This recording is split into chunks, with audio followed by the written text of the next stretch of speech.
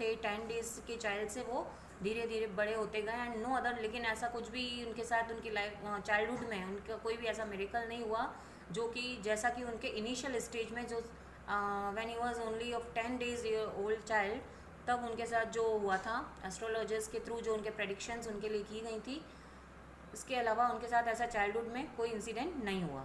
And at the age of 20 when he become younger the state came into his hands, जब उनके हाथ में सारा state उनके हाथ में आ गया था, उनका ही was ruling over there on that state.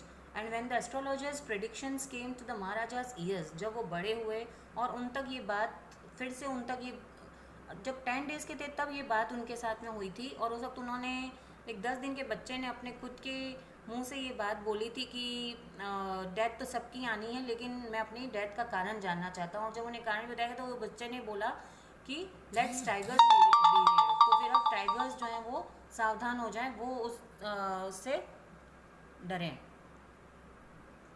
ठीक है, सो लेट्स टाइगर बिहेवियर। अब जब वो 20 ईयर्स के हो गए हैं तो वे फिर से ये बात उनके पास में घूम फिर के फिर से वो बात उनके पास आती है and started hunting tigers as an act of self defence. और इस तरह तब से उन्होंने, जब उन्हें फिर से ये बात पता चलती है तो अपने सेल्फ डिफेंस में लग जाते हैं। And he was extremely delighted, वो बहुत हैप्पी, बहुत खुश होते हैं। Delighted means happy to kill is, और जब वो सबसे अपना फर्स्ट टाइगर को किल कर देते हैं तो ये जानकर वो बहुत खुश होते हैं कि 100 में से उन्होंने एक टाइगर को तो already he killed. Okay, what happen next? However the state astrologer warn him that he may kill 99 tigers. लेकिन स्टेट में जो एस्ट्रोलॉजर होते हैं वो कहते हैं कि अभी भी आपको 99 टाइगर्स मारने हैं, सिर्फ एक टाइगर के किल होने से प्रॉब्लम सॉल्व नहीं होगी। But he must be aware of the 100 tiger, और हो सकता है 99 को किल करने के बाद जो लास्ट वन जो है 100 टाइगर, वो भी आपके डेथ का कारण बन सकता है। And the state banned tiger hunting by anyone except the maharaja. ये सुनकर क्योंकि उसको अपना जो एम है, उसको अपना मिशन जो है 100 टाइगर्स का वो कंप्लीट करना है, और 100 टाइगर्स महाराजा के हाथों से ही किल होने चाहिए, तो इसलिए वो अपने स्टेट में, पूरे अपने स्टेट में, अपने किंगडम में वो बैन लगा देते हैं कि महाराजा के अलावा और कोई भी हंटिंग नहीं करेगा, टाइगर हंटिंग नहीं करेगा। The maharaja had only one goal at that point and he vowed to attend to all other matters only after killing 100 tigers. और वो ये वो लेते हैं, मीन्स ओथ लेते हैं, ऐसी कसम खाते हैं कि अब वो और किसी भी मैटर पे ध्यान नहीं देंगे ओनली आफ्टर, और वो अगर ध्यान देंगे भी तो सिर्फ तब जब वो सारे ओनली आफ्टर किलिंग 100 टाइगर्स, जब तक वो पूरे 100 टाइगर्स को किल नहीं कर दें वो किसी और मैटर में डिस्कस नहीं करेंगे। ही faced a lot of dangers while hunting the tigers, और कई प्रॉब्लम्स उनके सामने आती हैं हंट ये 100 टाइगर मिशन पूरा करने में, but he always manage to be victorious. But he was also Maharaja, a king, so he is full of victorious. And once the Maharaja almost lost his throne because of his obsession. Okay, obsession means he was just thinking about that killing of 100 tigers, और उस वजह से वो अपनी throne means the king's chair, सिंहासन जो होता है दैट इज थ्रोन, उसके बारे में भी वो भूल गए थे कि ही वॉज अ किंग। उन्हें सिर्फ याद था तो सिर्फ इतना कि he has to kill 100 tigers. A high ranking British officer who was very fond of hunting tigers. Now one day what happen, a high ranking British officer came to visit that kingdom.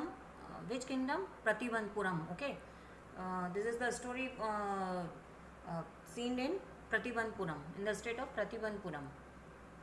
एक बार वहाँ पे एक high ranking British officer वहाँ आते हैं visit करने, and वो was very even fonder of hunting, उन्हें हंटिंग करने का बहुत शौक होता है, and being photograph with the tigers, उनके साथ फोटोग्राफी करना, टाइगर्स डेड टाइगर्स के साथ, उनकी स्किन्स के साथ, and he shoot visited Pratibandapuram.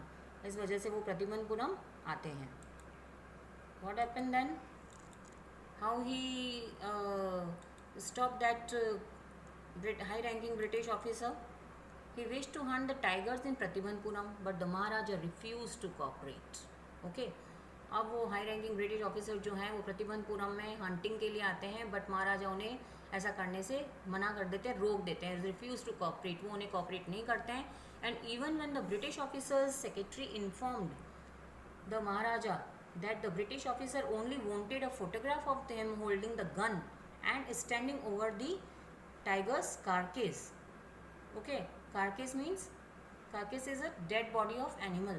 तो यहाँ तक कि जब जो ब्रिटिश ऑफिसर के जो सेक्रेटरी होते हैं वो ऑलरेडी महाराजा को इन्फॉर्म कर चुके होते हैं कि he don't want to kill the tiger but he just want to take a photograph with that with by holding the gun and near the tigers carcass and that he could do the actual killing.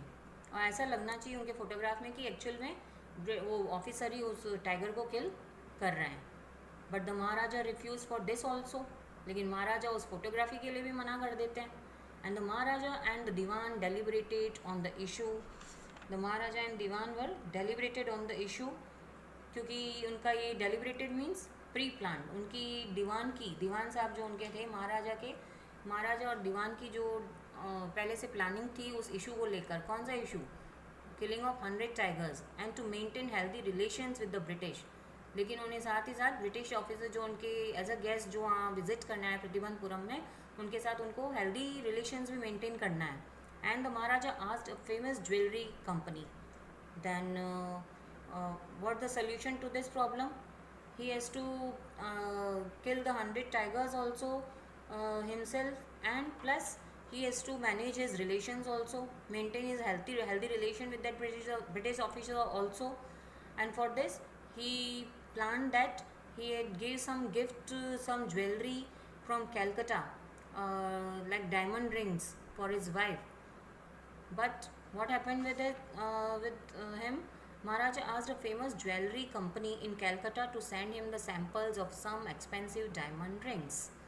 और क्योंकि as a guest वो उन्हें इस तरह से disobey नहीं कर सकते हैं, तो वो कुछ कैलकाटा से कुछ expensive diamond rings as a samples वो मंगवाते हैं उनकी वाइफ के लिए, ब्रिटिश ऑफिसर की वाइफ के लिए, कि शायद ये लेकर वो गिफ्ट लेकर वो यहाँ से चले जाएंगे खुश होकर. लेकिन जब वो कुछ सैम्पल्स भेजते हैं उसके साथ उसका उल्टा महाराजा के साथ का लॉस ही होता है. कैसे? Because instead of few samples his wife put all the diamond rings with her. The Maharaja sent 50 rings to the British officer's good lady, expecting her to accept 1 or 2 rings and send the rest back. क्या planning होती है महाराजा की? 50 rings वो हैं British officers की good lady, मतलब उनकी wife को भेजते हैं, और वो सोचते हैं कि वो 1-2 रिंग्स उसमें से जो उन्हें पसंद आए वो रख सकती हैं एज अ गिफ्ट, एंड बाकी की जो है वो वापस भेज दें. But she took all the rings, लेकिन वो सारी रिंग्स रख लेती हैं, एंड जो कि वर्थ 3 लाख रुपीज़ की होती है. अब वो उनको टाइगर क्या उसमें पड़ा, 3 लाख का वो उनके टाइगर्स जो 100 टाइगर्स थे वो 3 लाख का उनको लॉस हो गया उसके कंपैरिजन में. The Maharaja loss 3 lakh rupees but manage to retain his kingdom. Okay, retain means to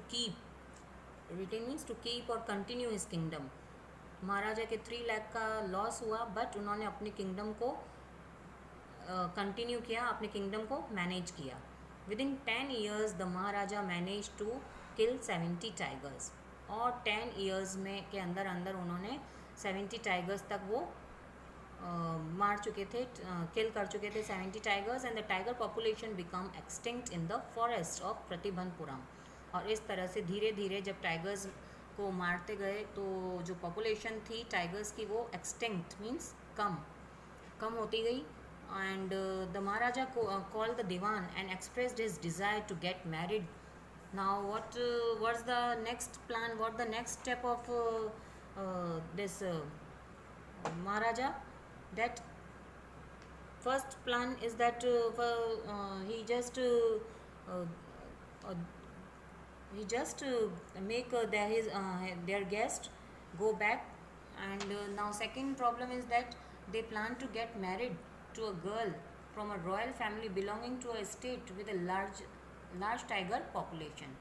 Okay, now second planning of Diwan Sahib and Maharaja is that Maharaja want to marry a girl, marry in only that state which is having a large tiger population. अब वो एक married शादी सिर्फ उसी state में करेंगे जहाँ पे टाइगर्स की पॉपुलेशन सबसे ज़्यादा होगी।